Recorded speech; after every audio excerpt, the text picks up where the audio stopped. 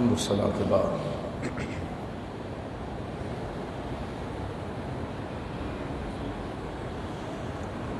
عنقریب ایک دن ایسا آنے والا ہے جب دنیا کی تمام رنگینیاں ختم ہو جائیں گی،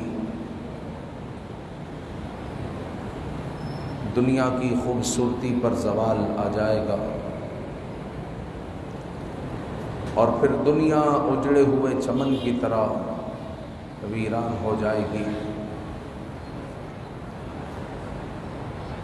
بڑے بڑے پہاڑ بکھر جائیں گے اور دھنی ہوئی روئی کی طرح یہ پرواز کرتے ہوں گے۔ عالیشان محلات ٹوٹ پھوٹ جائیں گے، چمکتے ہوئے ستارے اپنی جگہ چھوڑ دیں گے، سورج اور چاند کی روشنی مدھم پڑ جائے گی، زمین چاند اور سورج کے گل ہونے کی وجہ سے تاریک ہو چکی ہوگی، سمندر سلگائے جائیں گے، مطلب یہ ہے کہ پانی ایسا سوکھ جائے گا کہ وہاں پر آپ آگ جلا دیں۔ تو سمندر سلگائے جائیں گے، زمین ایسے تھر تھرائے گی کہ کبھی نہ تھر تھرائی ہوگی، زمین اپنا بوجھ باہر پھینک دے گی، آسمان پھٹ کر بہہ جائے گا، ایک عجیب سما ہوگا۔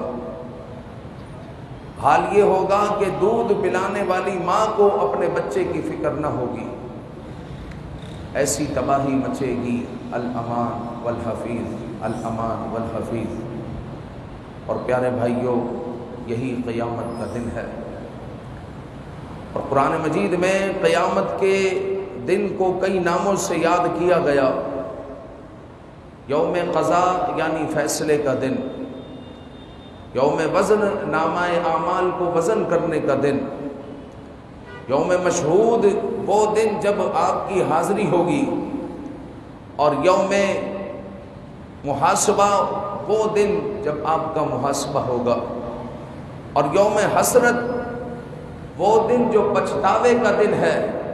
جب آدمی کو سوائے پچھتاوے کے کچھ حاصل نہ ہوگا، اور وہ دن جس کو قرآن نے یوم حشر کہا ہے، یعنی جمع ہونے کا دن، اور پھر قرآن نے اس دن کو یوم بعث کہا ہے، یعنی قبروں سے دوبارہ اٹھنے کا دن، اور قرآن نے اس کو یوم میعاد کہا ہے، یعنی وعدے کا دن، اور قرآن ہی اس کو یوم زجر کہتا ہے، اور اس کا مطلب ہے جھڑک کا دن۔ اس دن جو ہے لوگوں کو جھڑکا جائے گا کہ تم نے اپنی زندگی کو کس حال میں گزارا، مال کہاں سے کمایا، کہاں خرچ کیا، زندگی کیسے گزاری، جوانی کیسے گزاری، نماز پڑھی کہ نہیں پڑھی، اپنے علم پر عمل کیا کہ نہیں کیا۔ پھر یوم حساب کا دن، یہ قرآن مجید نے یوم حساب بھی کہا، یوم طلاق بھی کہا، یعنی ملاقات کا دن، اور اسی قیامت کے دن کو قرآن نے یوم تغابن بھی کہا، یعنی ہار کا دن۔ جو بڑے سے بڑا کھلاڑی ہوگا وہ اس دن ہار جائے گا، کیونکہ قیامت کی ہولناکی وہ ہولناکی ہے کہ جو نہ کسی کان نے سنی اور نہ کسی آنکھ نے دیکھی۔ حضرت عبداللہ ابن مسعود رضی اللہ تعالیٰ عنہ فرماتے ہیں کہ قیامت اس وقت تک قائم نہ ہوگی جب تک تمہارے درمیان سے قرآن کو کھینچ نہ لیا جائے۔ تو حضرت عبداللہ ابن مسعود سے پوچھا یہ کیسے ہوگا، حالانکہ قرآن ہمارے دلوں میں محفوظ ہے، ہم نے صفوں پر لکھ لیا ہے۔ تو حضرت عبداللہ ابن مسعود رضی اللہ تعالیٰ عنہ نے فرمایا کہ حضور علیہ الصلوۃ والسلام کا یہ ارشاد ہے کہ ایک رات ایسی آنے والی ہے کہ جس رات سارے صفوں سے جس صفحے پر قرآن لکھا ہوا ہے ان صفوں سے الفاظ قرآن کو کھینچ لیا جائے گا، اور جس دل میں قرآن اترا ہوا ہے، اگرچہ ایک آیت ہی کیوں نہ ہو، اس دل سے قرآن مجید کی آیت مبارکہ کو کھینچ لیا جائے گا، یہاں تک کہ قرآن مجید کا کوئی لفظ روئے زمین پر نہیں ہوگا، روئے زمین پر قرآن کا کوئی لفظ نہیں ہوگا۔ یہ کب ہوگا؟ یہ اس وقت ہوگا جب قیامت آنے والی ہوگی، کیونکہ جب قیامت آنے والی ہوگی تو ہر معظم شے، ہر عظیم شے زمین سے اٹھ جائے گی، کیونکہ مسلمان بھی پھر دنیا پر نہیں رہے گا، مسلمان بھی اٹھ جائیں گے، اور قیامت جو بپا ہوگی وہ کافروں پر ہوگی، مسلمانوں پر قیامت بپا نہیں ہوگی۔ اسی لیے یہ جو الفاظ قرآنی ہے وہ بھی معظم ہے، تو جس دل میں قرآن کے الفاظ ہوں گے اس کو لے لیے جائیں گے، جس صفوں پر قرآن کے الفاظ ہوں گے اس کو بھی لے لیا جائے گا، اور قیامت بپا ہوگی صرف کافروں پر، مسلمانوں پر نہیں ہوگی۔ اسی طرح حضرت عبداللہ ابن مسعود سے ایسی ہی ایک روایت ہے کہ آپ کہتے ہیں کہ ایک رات قرآن اٹھا لیا جائے گا اور مصاحف، اور کسی انسان کے سینے میں اگر ایک آیت بھی محفوظ ہے تو اللہ تعالیٰ اس کو بھی کھینچ لے گا، اور روئے زمین پر قرآن کا کوئی لفظ نہیں ہوگا۔ اسی طرح قیامت کی ایک بڑی نشانی سرکار دو عالم صلی اللہ علیہ وآلہ وسلم نے یہ بھی عطا فرمائی کہ یہودیوں اور مسلمانوں کے درمیان بڑی جنگ ہوگی، بڑی جنگ ہوگی، اور اللہ تعالیٰ مسلمانوں کو فتح عطا فرمائے گا۔ آج یہودیوں نے مسلمانوں کو ایک طریقے سے جکڑا ہوا ہے، اور جکڑے جا رہے ہیں مسلمانوں پر، اور دنیا پر یہ حاوی ہوئے جا رہے ہیں، کوئی روکنے والا ٹوکنے والا نہیں ہے۔ لیکن لاوا تو پک رہا ہے نا، ایک دن یہ لاوا پھٹے گا اور یہ مسلمان یہودی سے ٹکرائے گا، اور جب مسلمان میدان عمل میں آئے گا، علم جہاد اٹھائے گا، تو پھر اللہ کی مدد آ جائے گی، کیونکہ میدان عمل میں جب اترا جاتا ہے پھر اللہ کی مدد آتی ہے، اللہ کی مدد آتی ہے۔ آپ دیکھیں میدان بدر میں صحابہ اکرام رضوان اللہ علیہ مجمعین جب اترے 313 تھے، ہتھیار پورے نہیں ہے، نہ زرہ ہے، نہ سب کے پاس گھوڑے ہیں، جس کے پاس تلواریں نہیں تو اس کے پاس لاٹھیاں ہیں، لیکن کیا میدان عمل میں موجود ہیں۔ جب میدان عمل میں اتر گئے تو اللہ کی مدد آ گئی، اللہ کی مدد آ گئی۔ تو جب جو ہے یہ مسلمان ان کافروں سے ٹکرائیں گے تو حضور علیہ السلام نے فرمایا پھر اللہ کی مدد ایسی آئے گی کہ یہودی کسی بھی مقام پر چھپا ہوا ہوگا تو وہ چیز کہے گی کہ میرے پیچھے یہودی ہے، مار اس کو، یعنی دیوار کے پیچھے چھپا ہوا ہوگا تو دیوار کہے گی کہ میرے پیچھے یہودی ہے، کسی لکڑی کے پیچھے، گاڑی کے پیچھے، پنکھے کے پیچھے، کسی چیز کے پیچھے اگر یہودی چھپا ہوا ہوگا تو وہ چیز خود کہے گی کہ میرے پیچھے یہودی ہے، یعنی مسلمانوں کی ایسی مدد کی جائے گی، ایسی مدد کی جائے گی۔ لیکن حضور علیہ السلام نے فرمایا کہ سوائے غرقد درخت کے، سوائے غرقد درخت کے، کہ غرقد درخت نہیں بتائے گا کہ میرے پیچھے یہودی ہے، کہ یہ یہودیوں کا درخت ہے، یہ یہودیوں کا دوست ہے۔ لیکن حضور علیہ السلام کا انہوں نے کلمہ تو نہیں پڑھا، یہودیوں نے حضور کا کلمہ نہیں پڑھا، لیکن حضور کی یہ حدیث سن کر اسرائیل میں سب سے زیادہ اگر کسی درخت کی کاشت ہو رہی ہے، کوئی درخت اگایا جا رہا ہے تو وہ غرقد درخت ہے، وہ غرقد درخت ہے سب سے زیادہ اسرائیل میں، اور ان کے جو ہواری ہیں ان کے شہروں میں، ملکوں میں غرقد درخت کو اگایا جا رہا ہے کہ یہ ہمارا دوست ہے، حضور کا کلمہ نہیں پڑھ رہے، لیکن یہ ان کو معلوم ہے کہ یہ صادق و امین ہے، ان کی زبان اقدس سے یہ بات نکلی ہے۔ تو ایک دن یہ آنا ہے، لہٰذا ہم اپنا انتظام کر رکھے کہ غرقد درخت کے پیچھے اگر ہم چھپتے ہیں، غرقد درخت کا ہم سہارا لیتے ہیں تو یہی وہ درخت ہے جو ہمیں بچائے گا مسلمانوں سے۔ تو ہمیں جو ہے اس درخت کو خوب اگانا ہے، اور یہ اگا رہے ہیں۔ تو سرکار دو عالم صلی اللہ علیہ وآلہ وسلم نے یہ بھی فرمایا کہ قیامت اس وقت تک نہیں آئے گی جب تک یہود اور مسلمان کے درمیان گھمسان کی لڑائی نہیں ہوگی۔ اور ایک مرتبہ جو ہے کوفہ میں آندھی آئی، سرخ آندھی، آسمان سرخ ہو گیا، تو حضرت عبداللہ ابن مسعود رضی اللہ تعالیٰ عنہ ٹیک لگا کر بیٹھے ہوئے تھے، ایک شخص آیا اور کہنے لگا کہ آندھی آ گئی، آندھی آ گئی، اور قیامت بھی آ گئی، قیامت بھی آ گئی۔ حضرت عبداللہ ابن مسعود رضی اللہ تعالیٰ عنہ نے جب اس کے وثوق کو دیکھا اس کے یقین کو دیکھا تو آپ نے ٹیک کو چھوڑ دیا،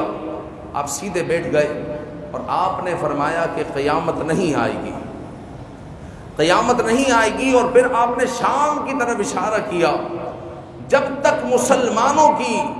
نصارہ کے ساتھ، یہود کے ساتھ، کافروں کے ساتھ ایک گھمسان کی لڑائی نہیں ہوگی،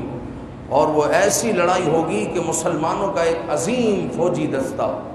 میدان میں اترے گا، اور جذبہ ان کا یہ ہوگا یا تو شہید ہو جاؤ یا غازی بن جاؤ۔ صبح سے شام تک لڑتے رہیں گے، یہاں تک کہ ان پر رات حائل ہو جائے گی۔ جب اندھیرا ہو جائے گا تو اندھیرے میں لڑائی نہیں ہوگی، یہاں تک کہ رات حائل ہو جائے گی تو پھر جو ہے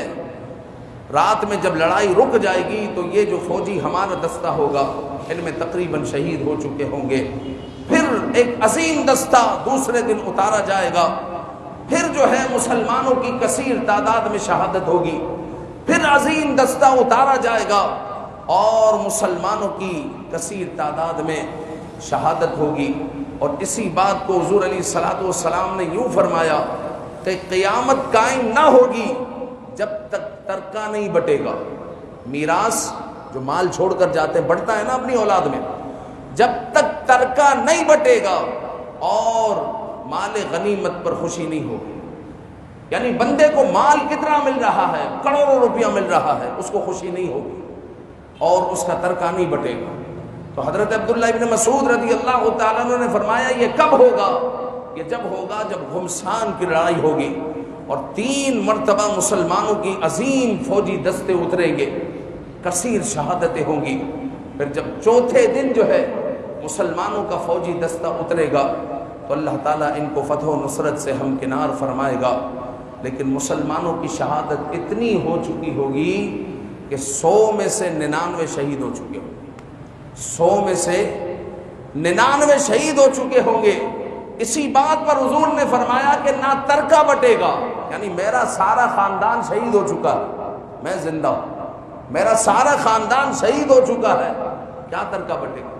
حضور نے فرمایا نہ ترکہ بٹے گا، نہ جو ہے مال غنیمت پر خوشی ہوگی۔ میرے پاس آلریڈی مال ہے، میرا ترکہ بھی نہیں بٹے گا، اور مجھے مال غنیمت میں لاکھوں کروڑوں روپیہ مل رہا ہے، لیکن مجھے اس پر خوشی نہیں ہے۔ تو حضور علیہ السلام نے فرمایا جب تک قیامت قائم نہیں ہوگی تب تک یہ نہ ہو جائے کہ ترکہ نہیں بٹے گا اور مال غنیمت پر کوئی خوشی نہیں ہوگی، اور اس قدر یہ گھمسان کی لڑائی ہوگی کہ حضور نے فرمایا کہ 100 میں سے 99 شہید ہو جائیں گے۔ اور پھر جو ہے سرکار دو عالم صلی اللہ علیہ وآلہ وسلم نے فرمایا کہ جب جو ہے مال غنیمت تقسیم ہو رہا ہوگا تو یکایک جو ہے کوئی آئے گا اور کہے گا کہ دجال اب جو ہے ہمارے گھروں کی طرف رخ کر رہا ہے اور ہمارے گھر والوں کی طرف اور گھروں کی طرف، بستیوں کی طرف رخ کر رہا ہے۔ تو اسی فوجی دستے میں سے جو عظیم لیڈر ہوں گے اور شاید وہ حضرت امام مہدی رضی اللہ تعالیٰ عنہ ہوں گے، تو وہ جو ہے فرمائیں گے کہ 10 سواروں کو منتخب کیا جائے گا اور 10 سواروں کو یہ ہدف دیا جائے گا کہ دجال کی جاسوسی کرو جا کر اور دیکھو کہ دجال کی پوزیشن کیا ہے، اس کی پوزیشن کو دیکھو۔ تو حضور علیہ الصلوۃ والسلام نے ان 10 سواروں کے بارے میں، مسلم شریف کی حدیث ہے اور صاحب مشکات نے مشکات شریف میں بھی اس کو بیان کیا ہے، حضور علیہ السلام نے فرمایا اس حدیث کے آخر میں کہ میں ان 10 سواروں کو بھی جانتا ہوں، ان کے باپوں کو بھی جانتا ہوں، اور جن گھوڑوں پر وہ سوار ہوں گے ان گھوڑوں کے رنگ کو بھی جانتا ہوں، ان گھوڑوں کے رنگ کو بھی جانتا ہوں۔ تو دیکھیں نظر نبوت صلی اللہ علیہ وآلہ وسلم کتنی عظیم ہے، کہاں حضور علیہ الصلوۃ والسلام کی نظر ہے۔ حضور فرماتے ہیں کہ میں سب جانتا ہوں۔ پھر جو ہے دجال کے بارے میں آپ سماعت کر چکے ہیں کہ یہ پھر اپنی جو ہے نحوستیں پھیلائے گا، یہاں تک کہ حضرت عیسیٰ علیہ السلام اس کو واصل جہنم کریں گے، اور حضرت عیسیٰ علیہ السلام جب واصل جہنم کر لیں گے، جب مسلمانوں کا پاور آ جائے گا اور جو دجال کے ساتھی یہودی ہے ان کی کمر ٹوٹ جائے گی، تو پھر حضرت عیسیٰ علیہ السلام کو حکم ہوگا کہ آپ مسلمانوں کو کوہ طور پر لے جاؤ، اس لیے کہ کچھ ایسے لوگ ظاہر کیے جائیں گے جن سے لڑنے کی کسی کو اب طاقت نہیں ہے، اور وہ ہے یاجوج اور ماجوج، اور آپ کچھ بھی نہیں ہے۔ 7 ارب 8 ارب لوگوں کی آبادی ہے انسانوں کی دنیا میں، آپ کچھ بھی نہیں ہے۔ یاجوج ماجوج آپ سے کئی زیادہ ہے، لیکن جو ہے یہ انگریز لوگ کہتے ہیں کہ ہم نے جو ہے دنیا کو کھنگال لیا ہے، ہمیں جو ہے یاجوج ماجوج کی کوئی دیوار نہیں ملی، ہمیں جو ہے دنیا میں ایسا کوئی خطہ نہیں ملا کہ جہاں پر یاجوج ماجوج موجود ہو۔ تو وہ تو جب ملے گا جب اللہ چاہے۔ بھائی اللہ جو چیز دکھانا چاہے وہ آپ کو نظر آئے گی، جو اللہ نہ دکھانا چاہے وہ آپ کو نظر نہیں آئے گی۔ اس وقت جو ہے جب آپ مسجد میں انٹر ہوئے، فرشتے رجسٹر میں لکھ رہے ہیں کون پہلے آیا کون بعد میں آیا، کس کو جو ہے قربانی کا ثواب دینا ہے، کس کو انڈے کا ثواب دینا ہے، کس کو مرغی کا ثواب دینا ہے، وہ فرشتے لکھ رہے ہیں، لیکن آپ کو نظر نہیں آئے۔ فرشتے یہاں موجود ہیں لیکن آپ کو نظر نہیں آتے، کیوں؟ جس کو اللہ جو دکھائے اس کو وہی نظر آتا ہے۔ اللہ تعالیٰ جو ہے چھپا دے تو پھر اس کو کوئی نہیں دیکھ سکتا۔ تو امریکہ بھی دنیا کے نقشے پر 400 سال پہلے نہیں تھا، کہ 400 سال پہلے کوئی وہاں پر اترا اور اس نے دیکھا کہ یہاں پر پانی بھی ہے، کھیتی باڑی بھی ہے، بہترین زندگی یہاں گزر سکتی ہے، تو لوگ پھر وہاں ہجرت کرنا شروع ہوئے، یہاں تک کہ آج یہ سپر پاور جس کو آپ کہتے ہیں سپر پاور امریکہ، جو 400 سال پہلے اس کا وجود ہی نہیں تھا، یہ خطہ ہی نہیں تھا، لیکن اب وجود ہے۔ یعنی 400 سال پہلے دنیا کی نظر میں صرف یہ دنیا تھی، امریکہ کا وجود ہی نہیں تھا، لیکن اب وجود ہے۔ تو اسی طرح یاجوج ماجوج کا بھی وجود ہے، ان کی بھی ایک بستی ہے، ان کی ایک آبادی ہے، لیکن اللہ رب العزت نے اس کو ہم سے چھپا دیا ہے۔ اس کو آپ سیٹلائٹ کے ذریعے تلاش کر لیں، وہ ہیلی کاپٹر اور F-16 اور جنگی جہازوں کے ذریعے یا جہازوں کے ذریعے آپ تلاش کرتے رہیں، آپ کو وہ نہیں ملے گا۔ جب تک رب نہ چاہے تب تک جو ہے وہ دیوار کسی کو نہیں مل سکتی۔ جس طرح دجال آج دنیا میں ہے لیکن ملے کون ہے؟ صرف حضرت تمیم داری، ایک صحابی رسول صلی اللہ علیہ وسلم ہے، جو ہے ان کی کشتی جو ہے طوفان میں پھنس گئی تھی، وہ جب جزیرے میں اترے تو وہاں پر دجال سے ملاقات کرنے والے صرف حضرت تمیم داری ہے، باقی دجال سے کوئی نہیں ملا، حالانکہ وہ دنیا میں ہے لیکن اس تک کوئی نہیں پہنچ سکتا، اور جب اللہ کا حکم ہوگا وہ نکلے گا۔ تو بہرحال جو ہے یاجوج ماجوج کے بارے میں رب ذوالجلال فرمائے گا، عیسیٰ علیہ السلام کو حکم ہوگا کہ آپ کوہ طور پر پہاڑ پر چلے جائیں۔ اب ایسی قوم آنے والی ہے جس کا مقابلہ کوئی نہیں کر سکتا، پھر مسلمان کوہ طور پر چلے جائیں گے، اور یاجوج ماجوج کی کثرت اتنی ہوگی کہ جب یہ جو ہے بحیرہ تبریہ جو بہت بڑا جو ہے دریا ہے، اس سے یہ گزریں گے، ایک جماعت گزرے گی، ابھی پیچھے ایک گروپ آ رہا ہے، ایک گروپ گزرے گا تو اس کا پانی ایسے چٹ کر جائیں گے، جو پیچھے آنے والے ہیں وہ کہیں گے یہ تو میدان ہے، اس میں کبھی پانی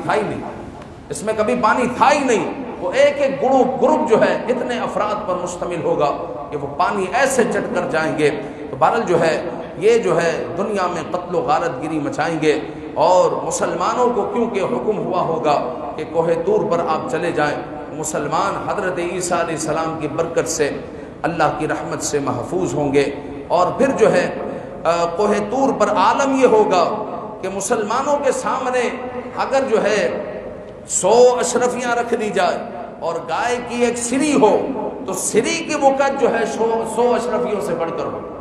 یعنی آج ایک سکہ آپ لینے جائیں تو وہ 2 لاکھ روپے کا ملے گا،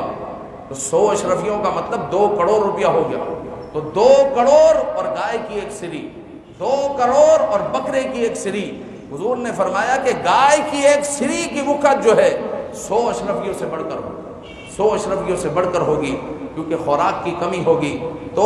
اسے 100 اشرفیہ محبوب نہیں ہوگی، اسے گائے کی سری محبوب ہوگی کہ مجھے گائے کی سری دے دی جائے۔ بہرحال جو ہے یہ زمین پر قتل و غارت گری کریں گے، اور پھر حضرت عیسیٰ علیہ السلام ان کے لیے دعائے ضرر کریں گے۔ بہرحال جو ہے جب یہ زمین پر قتل و غارت گری کر لیں گے تو اب یہ چاہیں گے کہ آسمان والوں پر ہم حملہ کریں،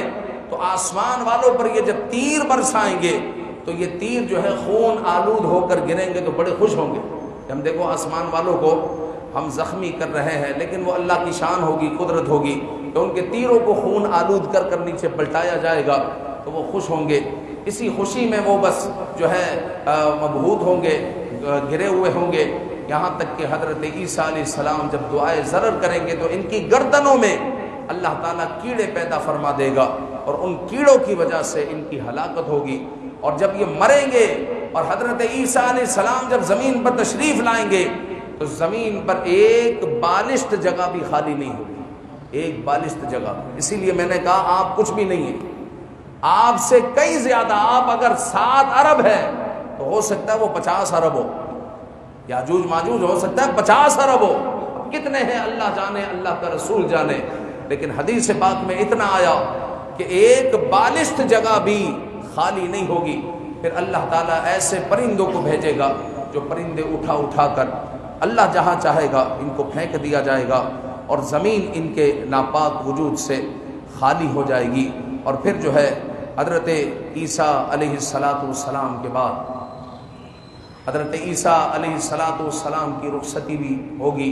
حضرت عیسیٰ علیہ السلام کی اب تک شادی نہیں ہوئی، 33 سال کی عمر میں عیسیٰ علیہ السلام کو اٹھا لیا گیا اور 33 سال ہی کی عمر میں آپ تشریف لائیں گے۔ آپ کی جسم میں، آپ کی عمر میں کوئی رد و بدل نہیں ہوا، 33 سال ہی کی عمر میں آپ تشریف لائیں گے، پھر آپ کا نکاح بھی ہوگا اور حضرت عیسیٰ علیہ السلام کے یہاں اولاد بھی ہوگی۔ اور حضرت عیسیٰ علیہ السلام پھر جب آپ کی وفات کا وقت آئے گا، ظاہری پردے کا وقت آئے گا تو آپ مدینہ کی طرف جو ہے سفر فرمائیں گے اور وہاں پر آپ کی وفات ہوگی۔ اور آقا کریم صلی اللہ علیہ وآلہ وسلم کی قبر انور کے ساتھ ایک جگہ باقی ہے، تو کہتے ہیں کہ 2 جگہ باقی ہے، اس مقام پر حضرت عیسیٰ علیہ السلام کی تدفین ہوگی، یعنی حضور کے پڑوس میں حضرت عیسیٰ علیہ السلام کو دفنایا جائے گا۔ اور یہ بھی کہا گیا کہ حضرت امام مہدی رضی اللہ تعالیٰ عنہ کو بھی وہیں پر دفنایا جائے گا۔ مزید جو ہے اس موضوع کو ہم آگے بڑھائیں گے اور احوال آخرت تک اس کو لے جائیں گے، یعنی پھر قیامت کے بعد حشر ہے، پھر حشر کے بعد پھر جو ہے آخرت کے معاملات ہے اور پھر جنت ہے، دوزخ ہے، ان سب معاملات کو انشاءاللہ ہم لے لیں گے، اپنے موضوع کو مکمل کور کریں گے انشاءاللہ۔ اللہ تعالی ہم سب کو قیامت کی سختیوں سے محفوظ فرمائے اور ایمان پر ثابت قدمی عطا فرمائے، دجال کے فتنے سے ہمیں محفوظ فرمائے، آمین بجاہ النبی الامین صلی اللہ تعالی علیہ وآلہ وسلم۔